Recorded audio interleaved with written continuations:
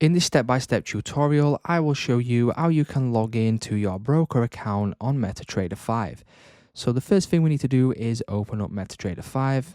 Once we open this up right here, you will then be on your quotes page. So what we need to do is go to settings in the bottom right hand corner, and then you now want to click on new account. Once we click on new account, you will then be able to choose your server or your broker that you have got an account with. So for example, if I go to the search bar, I can then search for IC Markets, for example, which is my broker personally. Now, what we want to do is we want to scroll down and we want to choose the correct server.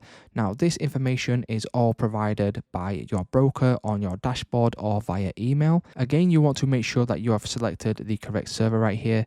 And then once you do this, you now need to enter in your login and also your password, which again is provided by your broker on your dashboard or via email. And then you want to go down and click on the sign in button at the bottom of this page. Once you do that, that will mean that you have signed in and logged into your broker on MetaTrader 5.